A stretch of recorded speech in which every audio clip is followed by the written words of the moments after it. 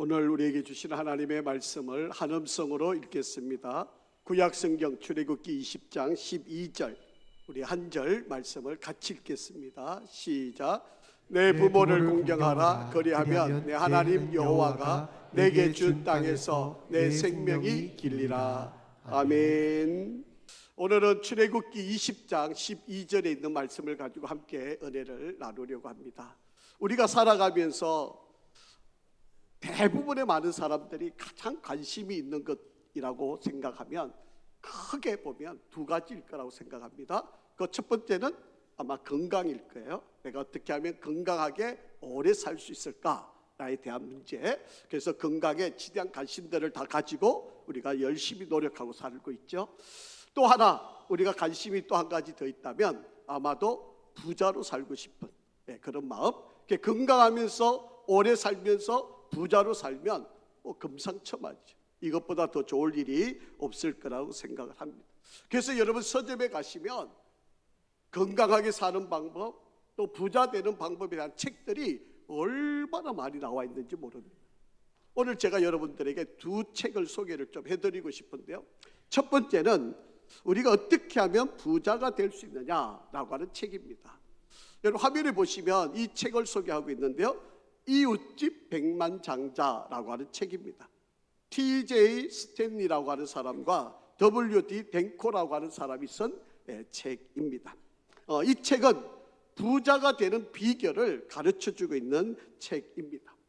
미국의 백만장자들을 이게 다 수집을 해봤어요. 그러니까 약 350만 가구 정도가 되고요. 그리고 사람 수로 하면 560만 명이 넘는 사람들이 백만장자로 살아가고 있다라고 하는 것입니다. 그래서 이 백만장자들을 한 1000여 명을 조사를 해봤는데 이 사람들이 어떻게 해서 부자가 됐는가에 대한 내용들을 20년 동안 연구를 하고 그 연구한 내용을 종합을 해서 이 책 속에 기록을 해놓은 바로 그런 내용입니다. 자, 여러분 우리가 일반적으로 생각하면 부자가 되면 될 수 있다면 어떤 일이 부자일까요? 아마 여러분 머릿속에 먼저 딱 떠오르는 이 책 속에서도 일반적인 사람이 생각하고 있는 부자가 되는 길은 이런 세 가지가 있다고 설명을 했습니다. 첫 번째는 성공한 부모님이나 친척으로부터 유산을 상속받는 것. 여러분도 그런 꿈을 많이 꾸시죠? 자, 두 번째, 내가 인류대학을 진학을 해서 학문 분야에서 학위를 취득하면 내가 좋은 직장 그리고 내가 좋은 실력을 가지고 성공할 수 있다. 부자 될 수 있다는 거죠.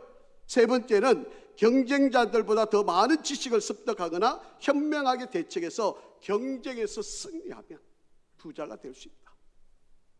일반적인 사람들이 가지고 있는 생각을 기록해 놓은 거예요. 그런데 20년을 추적해서 부자들을 조사를 해보니까 이런 내용은 아니더라는 거예요. 우리가 일반적으로 부모 유산 잘 받으면 성공하고 출세하고 잘 살다 이런 개념을 갖고 있지만 이 책 속에서 연구해보니까 조사해보니까 부자들이 그런 부자들이 없더라는 거예요. 물론 일부는 있었겠죠. 그런데 그게 아니더라는 거예요. 이 책 속에 제안하는 세 가지. 첫째, 투철하고 지속적인 지급윤리를 시장에서 경제적 소득으로 실현시켰던 사람. 두 번째, 장기적이고 일관된 저축 습관을 가졌던 사람. 세 번째, 적은 지출과 많은 저축을 실천하는 자, 자기 훈련, 즉 경제적 부를 축적하는 데 있어서 가장 중요한 요소는 철저한 재무 원칙과 미래를 위한 투자 그리고 건면한 노력. 바로 이것이 부자가 되더라라고 그렇게 이야기를 합니다. 미국의 부자 66%는 대학 교육 외에 부모로부터 경제적인 지원을 받지 않았던 사람들이었다고 이야기를 합니다. 그리고 미국의 경제적인 부를 누리고 있는 사람들의 55%는 자영업자 또는 전문적인 사람, 의사, 변호사, 회계사, 인지니어, 치과의사, 건축사 등 바로 이런 사람들이었다라고 이야기를 합니다. 여러분, 돈만 많으면 잘 살 수 있을까요? 행복할 수 있을까요? 그렇지 않습니다. 여러분, 돈보다 더 중요한 게 있어요. 그게 바로 건강이라고 하는 것입니다. 그래서 우리는 건강하기 위해서 운동을 하고 식사를 조절하고 습관을 고치는 일들을 많이 하지 않습니다. 그래서 여러분, 건강 잘 지키는 두 번째 책을 소개하는데요, 이 책 속에 보면 병균으로부터 가족 건강 지키기라고 하는 책입니다. 이 책 속에 보면 사람들의 건강을 해치는 원인을, 가장 중요한 원인, 첫 번째 요인을 병원균이라고 그렇게 지명을 합니다. 우리 인류가 이 병원균과 싸우면서 건강을 여기까지 지켜왔다라고 그렇게 이야기를 합니다. 14세기에는 유럽 인구 중에 약 3분의 1이 전염병으로 인해서 희생이 되었고요. 빅토리아 시대에는 전 유럽의 인구의 4분의 1이 결핵에 의해서 죽임을 당했습니다. 1차 세계대전 말기에는 약 2천만 명이 넘는 사람들이 유행병, 독감에 1년 안에 목숨을 잃어버렸다. 그래서 국제위생위원회라고 하는 곳에서 전 세계 인구 중에 약 절반 정도가 바로 이 독감에 의해서 죽음을 맞이했다. 앞으로도 이것 때문에 감소될 위기가 있다라고 그렇게 제안을 합니다. 그런데 2차 세계대전이 끝나면서 항생제를 발견했잖아요. 그래서 이 병균으로부터 우리를 지키는 일에 탁월한 능력을 가지게 됐는데, 그런데 이 병균들이 변이를 하게 되고 그리고 적응하게 되고 이 항생제와 계속 싸우면서 자기 나름대로는 계속 발전을 해가고 있는, 지금도 여러분 새로운 전염병이 돌고 있다는 거 여러분 알고 계시잖아요. 언제 우리나라에도 이 전염병이 들어올지 모르는 위기 안에 우리가 놓여 있다라고 하는 이야기입니다. 그래서 이 책 속에서는 이 병균으로부터 우리가 지킬 수 있는 6가지를 제안하는데, 첫째는 면역력 강화를 해야 된다. 강한 면역 체계를 구축하는 핵심 전략은 충분한 수면을 하는 것, 순수한 물을 마시는 것, 실행 가능한 운동 프로그램을 유지하는 것, 몸에 있는 독성을 빼내는 것, 바람직한 식사와 스트레스 관리를 하는 것. 두 번째, 병원균에 대한 노출을 최소화시키는 것. 세 번째, 초기의 감염을 제거하는 것. 네 번째, 백신과 항생제를 지혜롭게 사용하는 것. 다섯 번째, 추가적인 선택을 원할 때는 통합의료의 도움을 받는 것. 그리고 여섯 번째, 공중보건 환경을 적극적으로 활용을 하는 것. 이런 것들이다 라고 합니다. 우리가 건강하게 잘 사는 이 모든 일은 사람이면 누구나 다 가진 소원일 것입니다. 그런데 우리 하나님도 우리가 그렇게 건강하고 잘 살기를 원하고 계십니다. 오늘 성경 본문의 말씀이 이 두 가지를 다 이룰 수 있는 지혜가 바로 오늘 이 출애굽기 20장 12절 말씀 속에 담겨져 있다라고 하는 것입니다. 하나님이 우리에게 10가지 계명을 주셨는데 그 중에 5번째 계명, 부모님을 잘 공경하며 너희가 이 땅에서 오래 살고 잘 되게 될 것이라고 약속해 주셨습니다. 자, 오늘 본문을 다시 한번 읽어보겠습니다. 출애굽기 20장 12절 다시 한번 읽습니다. 시작. 내 부모를 공경하라. 그리하면 내 하나님 여호와가 내게 준 땅에서 내 생명이 길리라. 신명기 5장 16절 말씀도 한번 읽어보겠습니다. 신명기 시작. 너는 내 하나님 여호와께서 명령한 대로 내 부모를 공경하라. 그리하면 내 하나님 여호와가 내게 준 땅에서 내 생명이 길고 복을 누리리라. 아멘. 에베소서 6장 2절과 3절입니다. 시작. 내 아버지와 어머니를 공경하라. 이것은 약속 있는 첫 계명이니 이로써 네가 잘되고 땅에서 장수하리라. 아멘. 혹시 여러분 이 세 구절에서 반복되는 단어를 찾으셨나요? 부모님을 공경하면 너가 이 땅에서 복을 받고 그리고 장수할 거다. 그게 내용이에요. 여러분, 강조하고 반복된다는 말은 그만 중요하다는 이야기죠. 하나님은 저와 여러분이 이 땅에 살아가면서 잘 되기를 원하세요. 건강하기를 원하세요. 그러려면 부모님을 공경해야 된다라고 하는. 여러분, 공경하다라고 하는 말을 히브리 단어로는 카베드라고 하는 단어를 쓰고요, 이것을 풀어서 해석을 해보면 공손히 섬긴다, 귀하게 대접한다, 윗사람을 힘써서 거둔다, 존경을 보인다, 아주 소중하게 평가한다, 영화롭게 하고 존귀케 한다, 이런 뜻을 갖고 있어요. 그런데 이 카베드라고 하는 이 히브리 단어는요, 원래 썼던 단어의 의미는 우리 몸에 있는 간이라고 하는 단어예요. 여러분, 이 간은요, 우리 몸에 있는 모든 독한 것들이 우리 몸에 들어와서 이 간에서 다 걸러서 해독을 시켜서 피를 가장 맑게 해서 돌려보내는 것이 간이에요. 우리 몸에 나쁜 것이 들어와도 이 간이 건강하면 이 간이 우리 몸에서 모든 해독작용을 일으켜서 우리를, 그래서 이 간이 우리 몸의 장기 중에서 가장 무거운 거예요. 그래서 이 카베드라고 하는 말은 간을 의미하는 건데, 무겁게 생각한다 뜻을 갖고 있다. 우리 부모님을 공경한다라고 말은 우리 부모님을 무겁게 생각한다는, 가치를 매우 귀하게 생각한다, 그런 뜻을 담고 있는 것이 바로 공경이라는 뜻이에요. 그래서 부모님을 소중하게, 귀하게, 그리고 가치 있게, 간처럼 그렇게 여겨야 우리가 이 땅에서 잘 되고 건강하게 오래 살 수 있는 축복을 누리게 된다. 자, 그러면 좀 구체적으로 우리가 부모님을 공경하는 것이 무엇일까? 세 가지를 말씀을 좀 드리려고 해요. 첫째는요, 부모님을 공경한다는 것, 첫 번째는 주 안에서 순종하는 것입니다. 오늘 우리 사회는 권위를 부정하는 사회예요. 이 권위를 부정하니까 이게 뭐 대단한, 자기는 아주 뭐 인기 있는 사람처럼 이야기하지만 이것이 오늘날 우리 사회를 버릇없게 만드는 가장 중요한 원인이 되었다라고 하는 것입니다. 그러다 보니까 부모님의 권위조차도 인정을 하지 않으려고 하는 바로 그런 시대를 우리가 살고 있습니다. 하나님은 부모님을, 특히 아버지를 하나님의 대리자로 이 땅에 보내주십니다.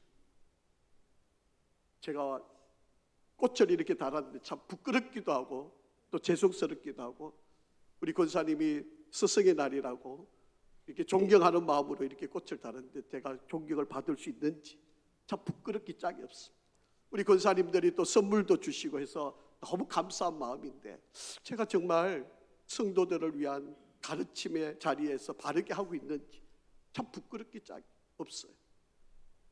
그러나 목사니까 존경하는 마음으로 이렇게 하고 있는, 여러분, 우리 부모님들을 바로 그렇게 대해야 되는, 우리 부모님을 존중해야 돼. 권위를 인정해 주셔야 돼. 순종을 하셔야만 한다라고 하는 겁니다. 여러분, 조건을 보고 순종하는 게 아니잖아요. 그러면 세상에 순종할 사람이 어디 있겠습니까? 하나님이 세우신 권위이니까 그 권위를 보고 우리가 존중하고, 하나님의 명령이니까 따르는 바로 그런 모습이다. 에베소서 6장 1절 한번 읽어보겠습니다. 에베소서 6장 1절 시작. 자녀들아, 주 안에서 너희 부모에게 순종하라. 이것이 옳으니라. 골로새서 3장 20절입니다. 자녀들아, 모든 일에 부모에게 순종하라. 이는 주 안에서 기쁘게 하는 것이다. 오늘 일부 예배 드리고도 어떤 한 청년이 저에게 이야기를 이렇게 했어요. 정말 부모님을 존경할 수가 없대요. 폭언을 일삼고 술 먹고 때리고, 엄마는 맨날 돈 이야기만 하고, 내가 어떻게 부모님을 존경하냐? 야, 주 안에서 순종하는 거야. 기다려, 기도해. 그러면 반드시 엄마가, 아빠가 돌아오게 될 거야. 그렇게 제가 이야기를 해줬습니다. 여러분, 교회 나가지 마라, 그것도 순종하라고 순종하면 안 되는 거예요. 여러분, 주 안에서 순종하는 거예요. 하나님의 나라도 마찬가지예요. 질서 안에서, 하나님의 뜻 안에서 순종하는 거지, 하나님의 말씀을 벗어난 일을 하는데 어떻게 순종을 하는 겁니까? 성경은 분명히 우리 안에 주 안에서 순종하라고 그렇게 말씀을 하고 있다라고 하는 거예요. 자, 두 번째, 우리가 부모님을 공경하는 것은 부모님을 기쁘게 해드리는 것입니다. 자, 성경 한번 읽어보겠습니다. 잠언 23장 25절 시작. 내 부모를 즐겁게 하며 너를 낳은 어미를 기쁘게 하라. 잠언 10장 1절입니다. 지혜로운 아들은 아비를 즐겁게 하여도 미련한 자는 어미를 없인 여기느니라. 잠언 15장 20절입니다. 지혜로운 아들은 아비를 즐겁게 하여도 미련한 자는 어미를 없인 여기느니라. 여러분, 부모님을 공경한다는 말은 부모님을 즐겁게, 기쁘게, 늘 감사하는 마음을 가져야 한다라고 하는 것입니다. 여러분, 성경에 나와 있는 효도하는 인물들이 많이 기록되어 있지만 그 중에 여러분, 요셉이라고 하는 인물을 한번 생각해 보시기를 바랍니다. 한 나라의 국무총리가 되었어요. 그런데 이 요셉은 그의 아버지 야곱을 자기가 모실 수 있는 최대한, 그의 아버지가 돌아가실 때까지 모시면서 행복하고 기쁘게 살았던 사람이에요. 그런데 여러분 한번 생각해 보시죠. 이 야곱이라고 하는 아버지는 자기가 잘 살겠다고 형이 받아야 할 축복을 팥죽 한 그릇에 팔아서 형의 장자의 축복권을 빼앗았어요. 그리고 복을 받겠다고 거짓으로 형인체하고 변장을 해가지고 아버지로부터 축복을 빼앗았습니다. 그리고 어머니가 네 명을 두었어요. 배다른 형제가 10명이나 있습니다. 그 형제들이 자기를 죽이려고 하잖아요. 그래서 노예로 내가 팔려가지고 애굽 땅에 와서 13년 동안이나 처절한 고통을 당하지 않습니다. 어떻게 아버지를 존경해요? 어떻게 아버지를 귀하게 여길 수 있어요? 집안을 풍지박산 만들어 놓은 그런 관계입니다. 어떻게 아버지를 사랑합니까? 노년이 되었을 때 아버지가 먹을 것이 없어서 가족 70인을 데리고 애굽으로 건너와서 도움을 구할 때 어지간하면 도와주지 않았을 거예요. 모른 채 했을 거예요. 그런데 그 아버지를 목소리만 들어도 울고 그 가족들을 다 받아들여, 그 가족들 때문에 고센 땅에서 살면서 지극정성으로 모셨다라고. 창세기 50장 14절에 보면 요셉은 아버지가 돌아가실 때까지 모셨다고 성경은 기록하고 있습니다. 그러니 요셉이 복을 받지 않을 수 없는 바로 그런 인물이, 환경, 조건, 그것 때문에 부모님을 존경하고 기쁘게 해드리는 것이 아닙니다. 아버지니까. 나에게는 한 분밖에 없는 아버지고 어머니잖아요. 그러니 우리는 그 한 분밖에 없는 아버지 어머니를 귀하게 공경하는, 그래서 그분을 기쁘게 해드리는 바로 그런 일이다. 오늘날 아마 우리의 형편을 보면 부모님들이 이혼을 하고 아버지는 술주정꾼이고 부모는 무식하고 남보다 못한 직업을 가지고 있고 경제적으로 어렵고 형제들 간에 시기불신이 있고 가족 간에는 대화가 단절이 되어버렸고 부모님은 맨날 공부만 강요하고 간섭하고 이런 등등의 문제를 가지고 부모님을 존경하거나 귀하게 여길 그런 마음을 갖지 못하는 사람이 얼마나 많이 있는지 모릅니다. 제가 한 사람을 여러분에게 좀 소개를 하고 싶어요. 한 소년이 있었어요. 날마다 바닷가에 서서 그 바다를 바라보면서 꿈을 키워 나갔습니다. 그래서 이 소년은 내가 뱃사람이 되어서 세계에 위대한 일을 한번 해보고 싶다라고 하는 게 이 소년의 꿈이었습니다. 그래서 어느 정도 자라서 청년이 되고 그 당시에 가장 큰 선박회사에 취업을 하게 되었습니다. 그래서 세계를 떠날 수 있는, 세계 여러 곳을 다닐 수 있는 기회가 생기게 되었습니다.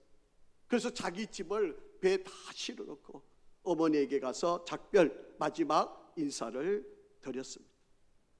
그때 어머니가 그 아들에게 이렇게 이야기합니다. 아들, 안 갔으면 좋겠어.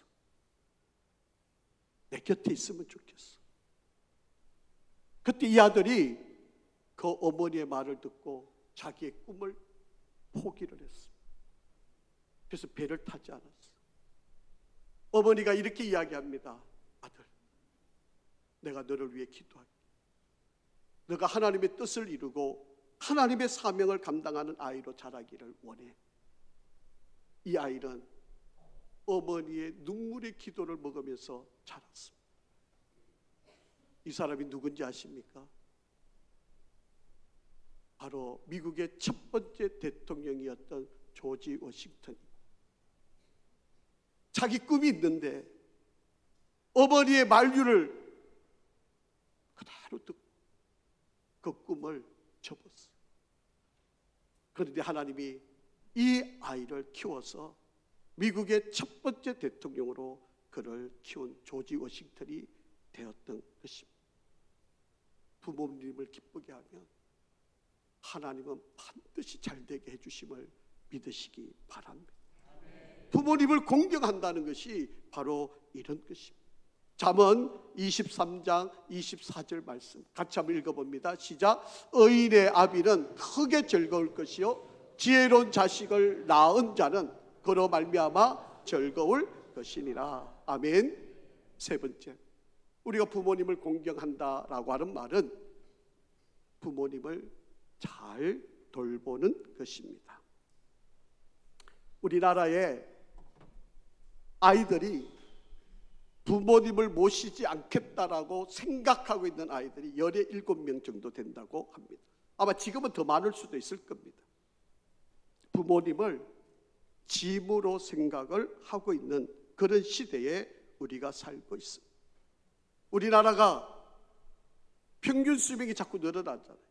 아마 조금만 지나면 평균 수명이 100세가 될 수도 있을 것입니다. 초고령 사회 노인 시대가 되는 것. 그러니 노인 문제가 심각해질 수가 있겠죠.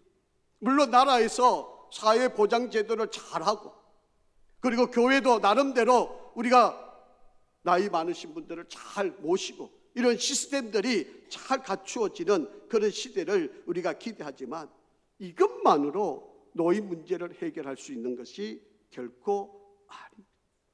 이렇다고 해서 우리는 부모님에 대해서 책임을 지지 말아야 된다고 생각하는 것은 잘못된 생각입니다.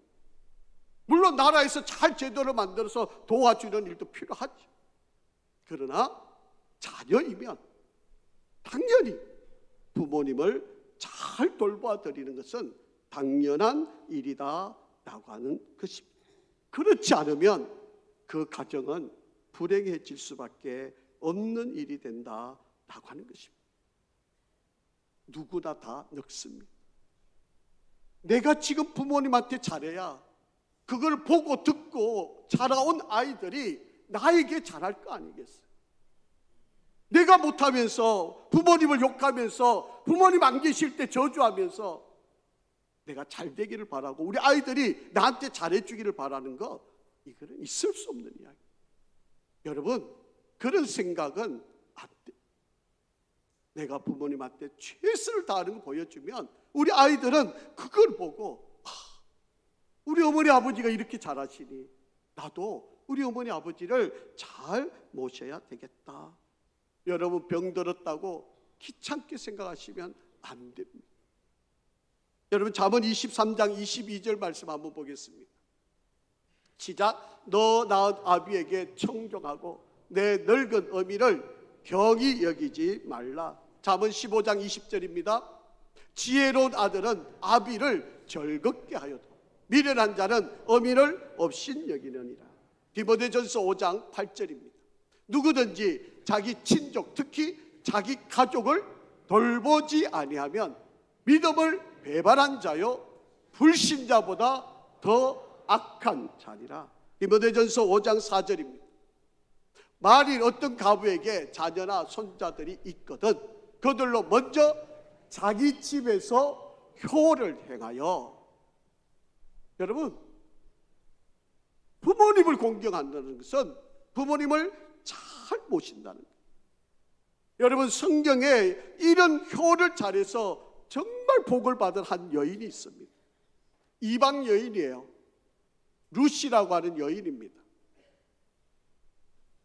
베들레헴에서 살고 있던 부부가 두 아들이 있었는데 너무 가뭄이 많이 들어가지고 먹을 게 없으니까 다른 나라로 이민을 갔습니다. 그 이민을 가서 두 아이를 그 땅에 있는 여인과 결혼을 해서 며느리를 맞이하게 돼요. 그런데 아버지도 죽고 두 아들도 죽었어요.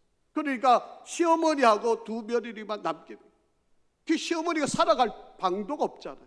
그러니 두 며느리를 불러가지고 이야기합니다. 나 이제 더 이상 살 길이 없어. 그러니 내 고향 베들레헴으로 내가 돌아갈래. 너희들도 너희 고향으로 돌아가. 그렇게 두 며느리를 자기 집으로 돌려버립니다. 그런데 첫째 며느리는 그렇게 순종을 하고 자기 집으로 갔어요. 그런데 둘째 며느리는 아닙니다. 어머니가 섬기는 하나님이 나의 하나님이 되고 어머니의 고향이 나의 고향이 될 것입니다. 저는 어머니를 절대로 떠나지 않겠습니다. 그래서 이 이방 땅에 있는 이 며느리가 시어머니를 모시고 베들레헴으로 다시 돌아오게 되었습니다. 여러분, 베들레헴에서 좋은 소리 들었을까요? 요즘 우리 조선 땅에도 옛날에 그랬죠. 남편 잡아먹은 뭐 이렇게 그렇게 욕했듯이 이들도 그렇게 욕을 당했어요. 그럼에도 불구하고 이 며느리 룻은 얼마나 가난했으면요, 남의 집이 추수를 하면, 보리를 추수를 하면 그 보리를 추수하다가 떨어진 이삭을 주워가지고 그것으로 생명을 연명했던 그런 사람들이 얼마나 힘들었겠어요. 그런데 하나님이 기인을 하나 보냈어요. 보아스라고 하는 남자를 보냅니다. 그래서 이 룻과 보아스가 결혼을 하고 그 후손이 다윗 왕이 나오고요, 그 후손이 예수 그리스도가 나옵니다. 여러분, 어머니를 잘 시어머니를 모시니까 예수님의 족보 안에 이방 여인이었던 룻이라는 여인의 이름이 등장되어 있잖아요. 이것보다 더 큰 축복이 어디 있어? 이것보다 더 귀한 일이 어디 있어? 부모님을 잘 공경하니까 이런 일이 벌어져요. 여러분, 다윗이라고 하는 왕도 마찬가지. 어릴 때 형들이 전쟁터에 나가 있어요. 그러니까 아버지가 이 다윗 보고 형들이 좀 안전한지 한번 알아보고 와. 여러분, 어린아이가 전쟁터에 나가는 게 얼마나 위험한 일이에요. 저 안 됩니다, 못 갑니다, 저 겁나요, 무서워요, 그럴 만하잖아요. 그런데 어머니가 아버지가 시킨다고 그 말 그대로 가서 전쟁터에 나갑니다. 이게 다윗이었어요. 이런 다윗을 하나님이 얼마나 축복을 해주시죠. 자, 성경 사무엘상 22장 3절이에요. 다윗이 거기서 모압 미스베로 가서 모압 왕에게 이르되 하나님이 나를 위하여 어떻게 하실지를 내가 알기까지 나의 부모가 나와서 당신들과 함께 하기를 청하나이다. 하나님의 뜻을 발견하기까지 아버지를 쫓겨다니면서도 아버지를 모시고 다닙니다. 부모님을 그 위험한 가운데서도 끝까지 책임지고 그 부모님을 모시고 다녔던 사람이었어요. 자, 보세요. 하나님이 어떻게 축복하시는지. 역대상 29장 28절.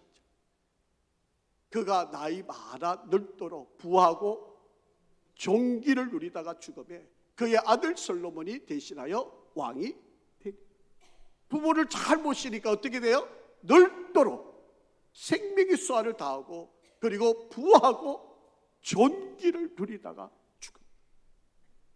여러분, 하나님은 우리 부모님을 잘 모시면 이렇게 이 땅에서 잘 되고 건강함의 복을 주심을 믿으시기 바랍니다. 오늘 우리 사회가 너무 늙으신 부모님을 천대하는 그런 사회로 전락되어져 가고 있습니다. 나는 잘 살고 잘 먹고 잘 살기를 다 원하는, 그 잘 살고 잘 되는 비결은 뭐다? 부모님을 무겁게 생각하는, 부모님을 공경하는 거다라고 오늘 성경은 우리들에게 가르쳐주고 있습니다. 사랑하는 성도 여러분, 무엇보다도 하나님을 먼저 경외하시고 우리 부모님을 공경해서 정말 이 땅에서 하나님이 우리에게 약속한 잘되는, 그리고 건강하고 오래 사는 복을 우리 모든 성도들이 다 누릴 수 있기를 주의 이름으로 축원합니다. 아버지 하나님, 크고 귀한 은혜와 사랑을 감사합니다. 건강하고 잘 사는 비결, 오늘 부모님을 소중하게 귀하게 무겁게 여기는 말씀을 깨달았습니다. 하나님, 살아계신 우리 부모님을 잘 공경하게 도와주시옵소서. 우리뿐만 아니라 우리의 다음 세대, 그 다음 세대에도 이런 아름다운 축복을 이어 누리게 도와주시옵소서. 예수 그리스도 이름으로 기도합니다. 아멘.